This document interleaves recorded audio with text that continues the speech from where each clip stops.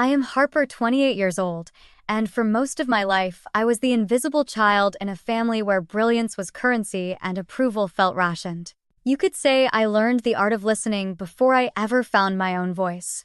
If you have ever stood in a room full of family and still felt like a stranger, well, you are not alone. Before I take you into the heart of my story, let me know where you are watching from or listening, perhaps with a cup of tea, the way I used to hide away in my childhood bedroom and dream up better days. The night it all began was supposed to be a celebration. I remember the way the city lights flickered below the penthouse, filled with laughter and the scent of lilies, my mother's favorite, not mine. It was Savannah's graduation party, a night designed to showcase her newest accomplishment, a diploma from an Ivy League university, as if that gilded piece of paper might finally prove to our mother, Margaret, that she had raised the perfect daughter. Savannah was always the golden child, 3 years younger, but light years ahead in our mother's eyes. She could charm a room with a glance, win awards without breaking a sweat, and wore confidence like a silk scarf. The first time she performed on stage, 7 years old, hair in perfect ringlets, our family clapped as if she had just split the atom. When I came home with a blue ribbon for the science fair, my mother simply patted my shoulder and said, "That's nice, dear. Did you remember to thank your teacher?" She never missed Savannah's recitals, but she missed my graduation because of a charity luncheon. I learned early not to expect applause. If I slipped quietly out of the spotlight, no one seemed to notice, not even when I started taking on 2 jobs in college to pay for what our family's trust fund was supposed to cover. The fund established by my late father was meant to provide for both of us, but the keys always seemed to be in someone else's pocket, usually my mother's, and always out of reach. "Your time will come," she'd say, her eyes drifting past me to wherever Savannah happened to be. That night at the party, the memory of all those small slights clung to me as persistent as the perfume in the air. My mother hovered at Savannah's side, introducing her to family, friends, alumni, even a partner from a law firm. I watched from the edges, smiling, where required, careful not to betray how foreign the celebration felt. If you've ever felt like the reliable one nobody appreciates, hit that like button. Some of us know too well what it means to be needed but never seen. It would be easy to paint myself as a victim, but I have never been one for easy roles. Over the years, I found ways to help quietly without ceremony. When my mother struggled with the mortgage after my father's death, I took on freelance projects and sent payments anonymously. When Savannah's tuition balance came due her sophomore year, a family friend stepped in to cover the gap. I never expected gratitude. In our family, silence was the only thank you I ever received. The small betrayals grew roots. On my 10th birthday, my party was canceled last minute because Savannah had a fever. No cake, no presents, just a promise to make it up to you. They never did. At my high school graduation, my mother left before my name was called, explaining she had to beat traffic. When I was accepted into my first choice college, she said Savannah will be ready for the Ivy League soon. I hope you'll help her when the time comes. Even then I nodded, thinking maybe approval was something you had to earn in installments. Through it all, I told myself it was enough to be needed. When my mother was diagnosed with breast cancer 2 years ago, I paid $78,000 for her treatments. She never asked where the money came from. When Savannah wanted to start a business last summer, I quietly connected her with a mentor who owed me a favor, though she never learned my part in it. Perhaps it was easier for everyone if I remained the ghost in the room, quietly smoothing the edges of their lives. But what I did not know, what none of us could have imagined, was how fragile that arrangement really was. On the night of Savannah's graduation party, with the skyline gleaming and the future supposedly wide open, a storm was gathering behind every polite smile. Little did I realize that the very trust I had worked so hard to maintain, the fund that symbolized everything left of my father's legacy, would soon become the weapon used against me. If you have ever stood at the threshold of a room sensing the air was about to change forever, then you know how it feels to brace for betrayal. I should have seen it coming, but I didn't. Not yet. You could say family loyalty is a current that runs deep, but sometimes it carries you places you never intended to go. That evening in the penthouse, the party glittered with the kind of wealth that draws admiration and envy in equal measure. Champagne glasses chimed, laughter echoed off marble countertops, and everywhere I looked, someone seemed to be taking a photo, capturing the moment before it slipped away. Savannah, glowing in her crimson graduation dress, stood in the center of it all, collecting hugs, handshakes, and praise. Margaret, my mother, circulated nearby, weaving her daughter's story for each new guest. "She's accepted into the master's program next fall. Of course, with the family's support, anything is possible. I caught her eye once only to watch her gaze slide past me, settling on a distant cousin's arrival. I had never seen a crowd part so easily for anyone as it did for Savannah. Not all bonds are built on blood. Some are constructed out of expectation and silence. I watched my aunts and uncles' faces I'd grown up around now, treating me as a polite afterthought. I heard whispers about the trust fund $18 million. Everyone seemed to know the number except the person who was meant to inherit half of it. There had always been an unspoken rule: money in our family was both gift and leash, a lesson I had learned with every favor granted and every condition attached. Near midnight, as the party reached its peak, Margaret tapped her glass for attention. "Family, friends, we're here to celebrate Savannah." Of course, she began, her voice warm with the effort of performance, but also to discuss a matter close to our hearts: the future. Heads turned. Some smiled, others exchanged wary glances. I felt my stomach knot, a quiet sense of foreboding tightening in my chest. Margaret turned toward me, her arms settling around Savannah's shoulders. "As many of you know, our family trust is the legacy of my late husband. It's time to discuss how we can secure our future together." She let the word hang in the air, heavy as a stone. "Savannah has a plan for a new startup, something that will benefit us all. But to do this, we need the cooperation of every beneficiary. Harper." She paused, fixing her gaze on me. "That includes you." The room grew still. I felt every eye on me. Savannah stepped forward, confidence radiating. "It's just a formality, really," she said, holding out a document. "If you sign the transfer of your share of the trust fund to me, we can move quickly on the investment. Family should help family, right?" The paper trembled slightly in her manicured hand. It bore my name in careful print, a few lines of legalese that would hand my future, my security, to Savannah's ambition. "It's for the greater good," she added, her voice bright but brittle. A murmur rippled through the guests. I glanced around, searching for one sympathetic face, but found only curiosity, impatience, or, in my mother's eyes, an icy resolve. The humiliation burned as if I'd been caught stealing the silverware at my own birthday party. I remembered every time I had quietly helped, every sacrifice that was never acknowledged. All of it led to this: a public demand that I surrender the last thing I could truly call my own. I cleared my throat. "I appreciate the offer, but I can't sign this." My words hung in the air, trembling just enough to betray my nerves. The trust was meant to secure our futures, not just bankroll a single dream. The silence that followed was deafening. My mother's lips pressed into a thin line. "Harper, don't be selfish," she snapped, voice clipped and sharp. "Savannah is thinking of the family. This is your chance to be part of something bigger than yourself." Savannah's eyes narrowed, the warmth vanishing. "If you really cared about this family, you'd help instead of holding us back. You were never meant to inherit anything. You're just a technicality in the will." There it was, spoken aloud, the truth I had always suspected. In that moment, I was no longer invisible.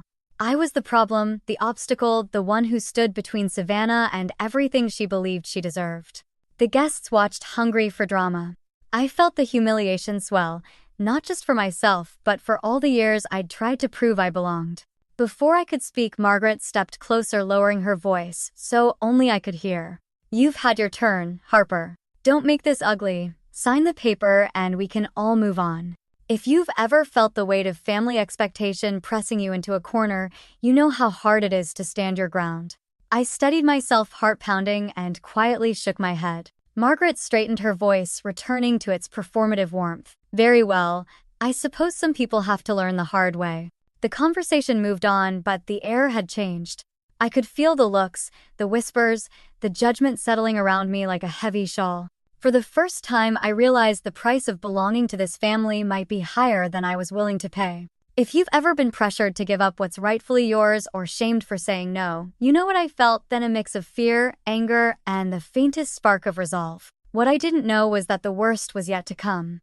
It's a strange thing, the way humiliation sharpens every sound and color.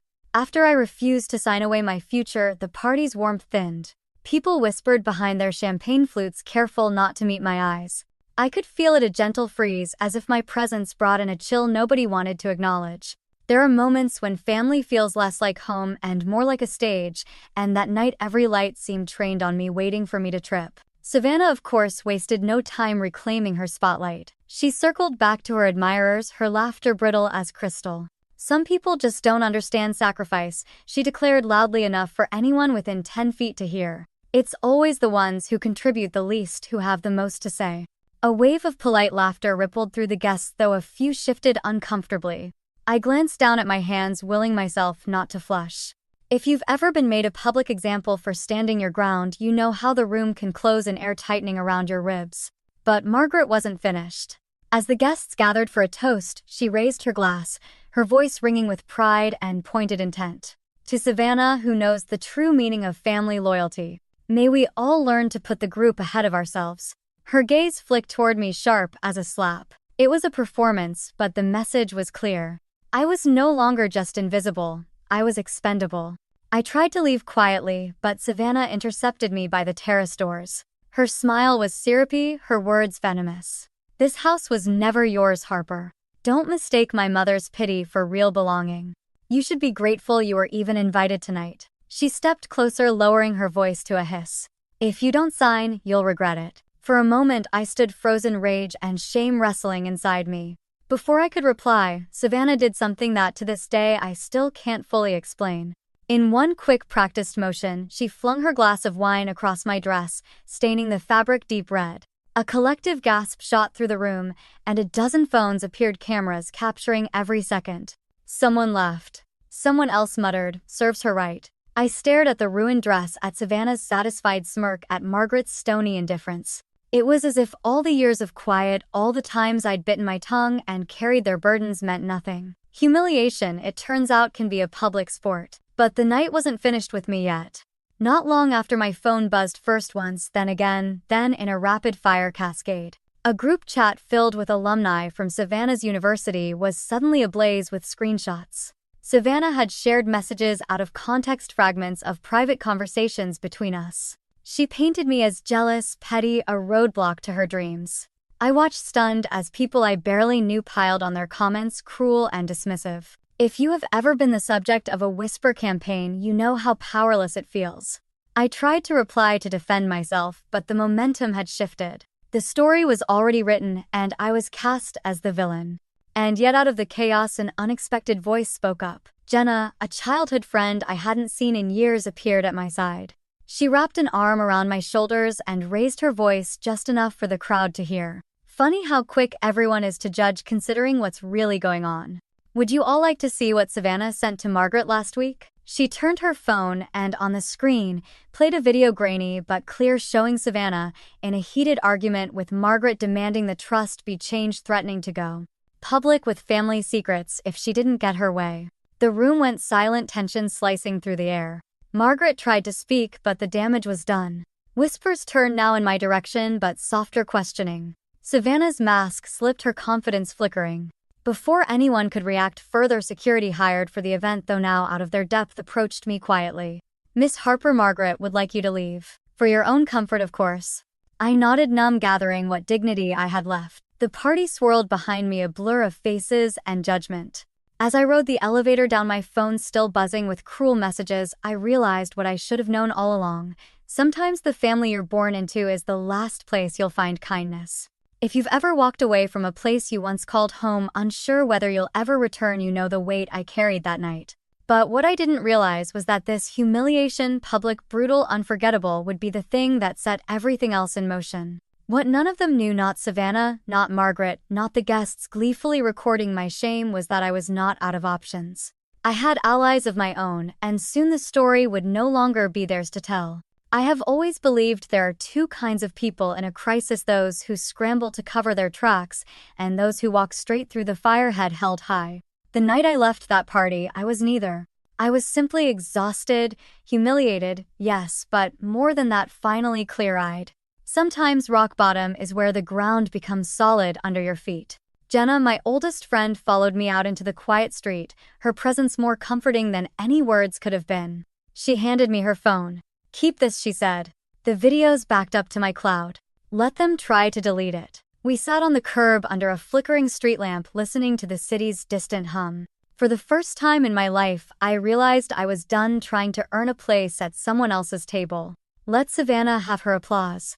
Let Margaret gather her sycophants. I had spent years smoothing over their messes, funding their ambitions, sacrificing my own dreams so they could shine. No more. When I returned to my apartment, a modest space, but wholly mine, I called someone I hadn't spoken to in months, Ava. She'd been my roommate in college now, a junior partner at a respected law firm downtown. I explained what had happened, my voice steady for the first time that night. Ava listened, then said, "Meet me at my office in the morning.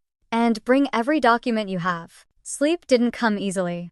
I sat at my desk gathering paperwork, copies of the original trust fund documents, old email threads, deposit records, even the letter my father wrote the year before he died. He'd been clear the fund was meant for both daughters to ensure we each had a chance at independence. I found the folder I'd been afraid to open for years, labeled in my father's handwriting, and set it beside my bag. Dawn brought a kind of calm, the nervousness replaced by focus. At Ava's office, I laid everything out. She paged through the documents, her lawyer's mind already spinning. "There's a clause here," she said, tapping a line with her pen.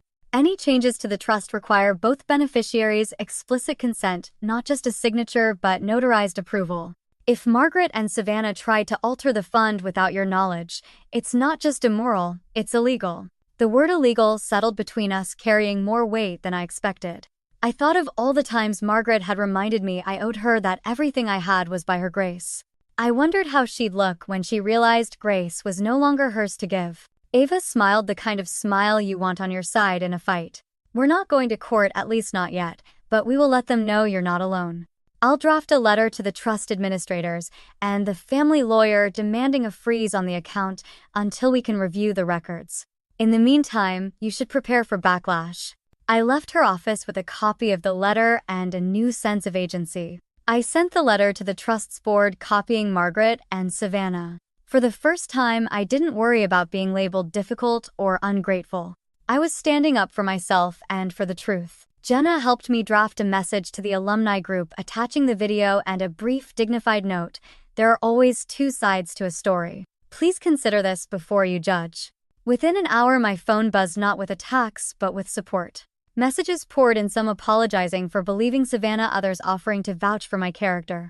That afternoon, the family lawyer called. His tone, usually syrupy with condescension, was suddenly crisp. "Harper, I received your counsel's letter. I suggest we meet to clarify a few matters." I agreed, insisting Ava be present. Savannah, for her part, tried to reach me first with apologies, then with threats. I ignored her calls, letting them pile up in my voicemail. Margaret sent a single icy text: "You've made your choice. Don't expect this family to welcome you back." I read it twice, then deleted it. For once, her words had no power. The days that followed were a blur of meetings, document reviews, and silent determination. The trust fund was frozen pending investigation. The alumni network rallied around me, and for the first time people began to see Savannah for who she was: a master of performance, but no longer the sole author of our family's narrative. Ava's final advice before our next meeting: "Let them come to you. The truth is finally working in your favor." If you've ever tasted that quiet satisfaction, the moment when your patience and integrity finally begin to matter, then you'll understand the peace that settled over me. This was not revenge by fire or fury, but by sunlight and truth. What my family didn't know was that I had stopped playing their game. And soon the whole world would know whose story this really was. There is a moment in every life when the truth cannot be held back. It rises slow and relentless, until it spills out into the open, washing away every comfortable lie. That moment came for my family in a boardroom, not a courtroom, and with less ceremony than you might expect. But it was enough. The meeting was called by the trust's administrators, held in a glass-walled conference room that overlooked the city, a far cry from the penthouse where humiliation had once burned my cheeks. Margaret arrived first, flanked by Savannah, both dressed in careful elegance. Their lawyer followed, his expression unreadable. Ava and I sat side by side, files arranged before us with quiet precision. The chairman of the trust began. "We are here to resolve concerns regarding the attempted alteration of the Harper Family Trust. All parties are present, and all correspondence will be entered into the record." His tone was neutral, but the weight of the moment pressed down on everyone. Margaret spoke first, her voice all false warmth. "There's been a misunderstanding. Savannah's proposal was for the benefit of everyone. Harper is being unreasonable. She has always struggled with gratitude." She glanced at me, eyes narrowed. "This could have been handled privately." Ava replied with calm professionalism. "On the contrary, it is precisely because so much was handled privately that we're here. Our position is clear, the trust's terms are explicit. Any modification requires both beneficiaries' notarized consent. My client never gave hers. All attempts to alter distributions or pressure her into signing are not only invalid, but could be considered fraudulent under state law." The administrator nodded. "We've reviewed the evidence provided, including the video email records and notarized documents. We also received multiple statements from witnesses at the graduation party confirming the sequence of events and the public nature of the request." Savannah, suddenly less assured, blurted, "I was only trying to help the family. Why does she always make things so difficult?" The chairman silenced her with a raised hand. "The trust will remain frozen until a full audit is completed.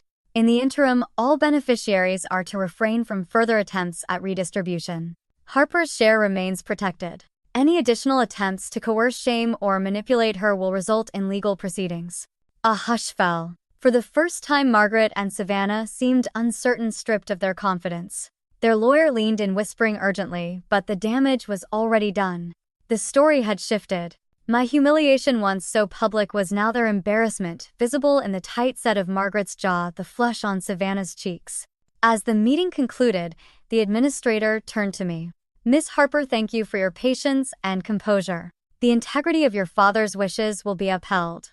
Ava and I walked out together, the weight of the past weeks lifting with every step. Outside, a few alumni who'd followed the drama online stopped to congratulate me, some with kind words, others simply with a respectful nod. Word travels fast in our circles, the truth even faster once it finally gets a chance to speak. I did not gloat, nor did I seek any further confrontation. When Savannah tried to corner me in the lobby, her voice shaking with anger and desperation, I simply said, "This is over. You can keep the applause, Savannah. I'll take my dignity." Margaret watched from a distance, her expression unreadable. For years, I had wanted her approval, needed her to see me as worthy. But in that moment, I realized I no longer required anything from her at all. That evening, as the sun dipped behind the skyline, I walked home through streets that felt different, wider somehow, and full of possibility. My phone pinged with messages, apologies from old friends, alumni who had rallied to my side, strangers who had read my account and offered their support. And, of course, one last message from Margaret. "If you change your mind, you know where to find us."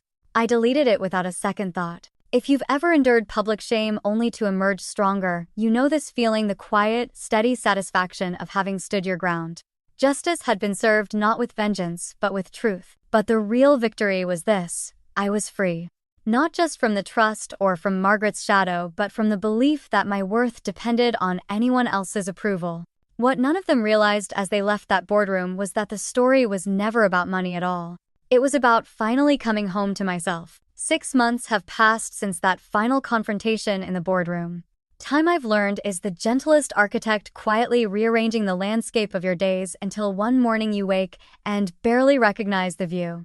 My life is not just different now, it is mine, every inch reclaimed. The city looks softer in the autumn light. From the window of my new apartment, smaller than the old family home but infinitely warmer, I watch the leaves drift down, gold and crimson, settling onto the sidewalks below. There is a small garden on the rooftop where I tend tomatoes and lavender, my hands finally free to build something for myself. It's a simple ritual, but I find comfort in the steady, honest work. My mornings begin with coffee and the soft shuffle of slippers, no longer interrupted by Margaret's demands or Savannah's urgent needs. I read the paper cover to cover, letting sunlight fill the kitchen while my cat, a rescue named Grace, curls up at my feet. There are no harsh words, no silent accusations, only the gentle sound of the world waking up. Peace, I've discovered, isn't always grand. Sometimes it's just a quiet breakfast in a home you chose. The trust fund, after a thorough audit and months of legal wrangling, was divided exactly as my father intended, equal shares with clear stipulations for both beneficiaries. Margaret and Savannah tried to contest the result, but the evidence was overwhelming, the law on my side for once. I invested my share in a small foundation, the kind of work my father would have smiled at, a scholarship fund for first-generation college students. Each time I hand out a grant, I feel as though a little piece of him is still present, quietly rooting for the underdog. If you've ever found yourself starting over, you know the awkward exhilaration of new beginnings, the hesitance, the hope, the almost childlike excitement of possibility. It is not always easy. I had to learn how to celebrate my own victories, how to comfort myself on difficult nights, and how to trust that I was enough just as I am. I am not alone. Over these past months, my chosen family has grown in ways I never could have imagined. Jenna visits every week bringing flowers or homemade soup and the irrepressible laughter that once got us both to tension. Ava and I meet for lunch talking business books and the small triumphs of ordinary days. At Thanksgiving, my apartment was crowded not with relatives but with friends, colleagues, and neighbors. There was no drama, no expectation. We shared stories, old family recipes, and gratitude for the strange winding paths that led us together. It's remarkable the kind of kinship that springs from mutual respect rather than obligation. There are new traditions now: Sunday dinners, charity runs, late-night movie marathons. We celebrate birthdays and job offers, grieve losses, and rally for each other without keeping score. Sometimes, in the midst of laughter and the clatter of dishes, I find myself looking around in wonder, grateful for the family I have built, one gentle soul at a time. Professionally, my life has blossomed as well. With the emotional weight of the past finally lifted, I found energy I didn't know I had.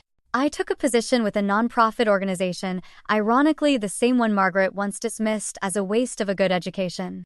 Now I oversee a mentorship program connecting young women with professional role models.